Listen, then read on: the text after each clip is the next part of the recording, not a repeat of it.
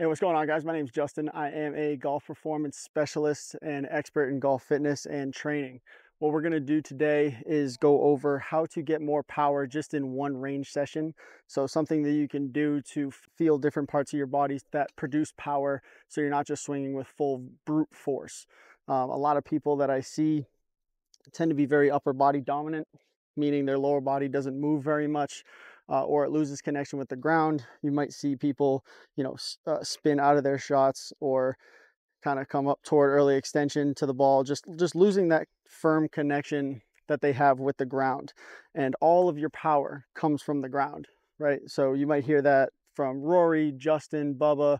They're all trying to use max amount of ground force to produce the most power possible. Okay, that's how you're going to get a guy who's 140, 150, even 160 pounds swinging and hitting as far as they do. So I'm going to teach you two moves that we're going to learn today that will hopefully you can take to the range and try to get some extra yards out of yourself. Okay, the first move that we're going to learn is something that I call the buckle down drill. This drill is a go-to TPI drill that will help you feel what you're supposed to feel when you go to make that transition into the downswing. A lot of my lessons, a lot of people that I kind of stumble upon or have seen in the past, you might see it at the range, of course, as well. Just everybody working on their backswing. Where are their arms at in the backswing? What are they trying to feel in the backswing? Very little emphasis is put on what this part is supposed to feel like. What are we supposed to do post impact? What should we be feeling in weight shift? What should we be feeling in transfer? I think that should be more of a focused part of your swing. If you break it down into two parts, I have, make it easy, 50-50. Okay, I have my backswing, I have impact and through swing. Nothing that involves impact and ball flight and anything like that happens in the backswing. So we should be focusing on that more than what's going on in the backswing. The shorter the backswing, the better your results are more than likely anyway. Okay, so the buckle down drill. This is what it's going to look like. If you have an alignment stick or if you have a golf club, it would be very easy to help with what you're supposed to see in this drill. And what I'm going to do is I'm going to put an alignment rod that faces 45 degrees here. Be careful not to get your stance all messed up here. It kind of alters where you're aimed. But here we go. So I'm lined up for my shot. When I get to the top of my backswing, what I want to imagine is your belt buckle following this line through to your back heel. Okay, so here's where the buckle down drill comes into effect. I'm going to go buckle down and through. I'm following my belt buckle to this alignment rod, and that will ultimately end up here where I can finish the rest of my swing. I have to go to the top of my backswing first. From there, I'm following belt buckle through the alignment rod. Okay, notice what happens. I absolutely have to transfer my weight. You will immediately notice if you are starting to lean back. I really want to emphasize the slow movement of what it should feel like, because you're more than likely going to feel some tight muscles, some muscles that need to be addressed through massage tools, foam roller, peanut, things that just aren't allowing you to get there in the first place. Your body has a lot of compensation methods that will refrain from going toward tight muscles. For example, if I start making this move and my QL, my lat, I really have to like push to get over to that side. It's just not allowing me. I'm feeling a really tight strain. What do you think is most likely happening in a full golf swing, right? When it's at full speed, I'm not going to be able to get there because I've never felt it. My body has stayed away from that. So let's do one more. Top of the backswing, hold it. Belt buckle down and through. Another key point of that drill is it has to be down. We cannot go this way where my chest is facing up. Chest has to be facing down, belt buckle down. Okay. If you really want to add a second layer to that, you can go into a handshake, which is something that I implemented with a couple lessons that I gave in my last video, or one of my last videos. Looks like this. So after the buckle down drill, might not even have a club in my hand at this point, I would go into a handshake to finish that off. So like I said, the buckle can only get you so far. Then I have to go into what would be a handshake. You might hear Dustin Johnson has talked about this.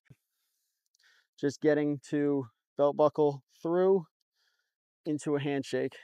My right knee and my hand will follow kind of that same path once the belt buckle's done. So again, here's belt buckle done, right knee and handshake will follow and finish that movement. All together, let's do like a little 60% shot. Again, I advise against doing, trying to look at it at full speed for sure.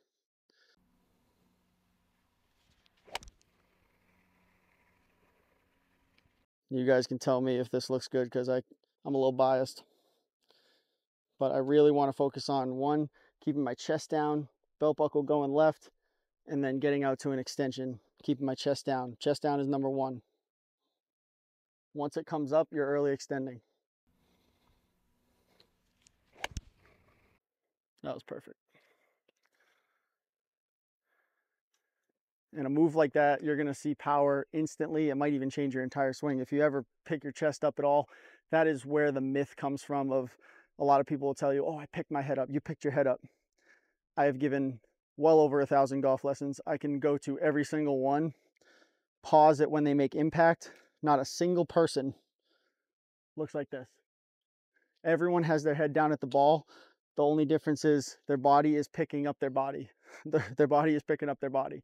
So if they aren't able to rotate and get through, stay down, it'd be better to say you came up and not like you picked your head up, because then people start getting into a bad habit of swinging and keeping their head down, which is also a no-no. You want everything to continue rotating. I promise you there will be no point in your golf journey where you're picking your head completely up.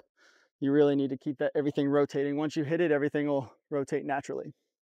Okay, another drill that I really like. I'm going to pretend that this alignment stick is a wall. So this would work really well if you had a wall behind you, flat wall preferably. And what you're going to do is to simulate that last drill, the buckle down drill. I want you to feel it from the other side. If you had a flat wall and this was a little bit easier, it's kind of the same thing. However, it may help you feel how to get into that backside and how your hips should shift.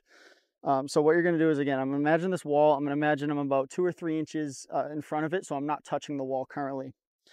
What I'm going to do is I'm going to close 2 fists behind both my butt and get in my golf posture. Now, I should be able to extend my fingers and feel the wall. That's how far you should pretty much be away from there. And what I'll do is, once I know my place, cross my arms. And then when I go into my backswing, I want to push my right glute against the wall.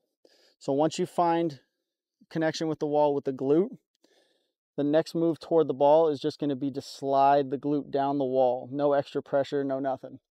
So find the wall, glide down, and then right as your left shoulder is pretty much right over my left shoe, left foot, again as a righty, I want to transfer which glute is on the wall and remain there. Okay, so one more time.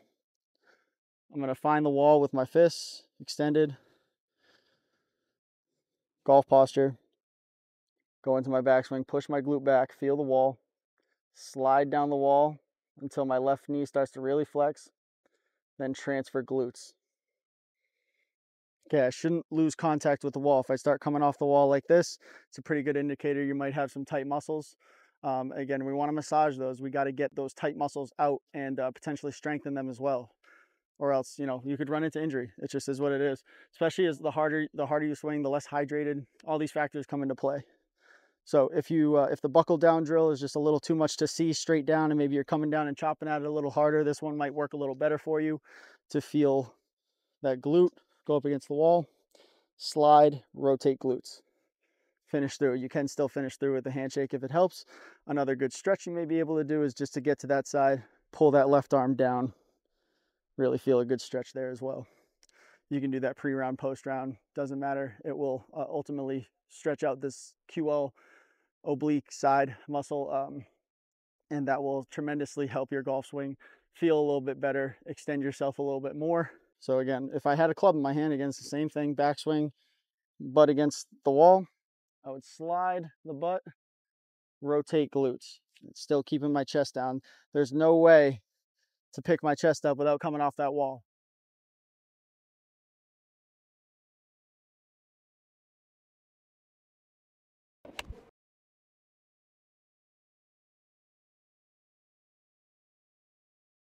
I hope all your swings from here on out look something like that. All right, guys, I hope you learned a little something about power today and how your whole body is connected in a way that is going to really impact your golf swing. And the whole point of these lessons and the whole point of what I really try to preach through golf performance and training, we want to train for the sport that we play so that we are not wasting money and pretending that everything is okay, right? The last thing we want to do is go and spend hundreds, if not thousands of dollars on new equipment, rounds, balls, you name it, and you just lose everything and play like shit and eventually just decline, right? We don't want to stay the same, which is getting worse realistically. So mix in exercises and movements with your normal training programs.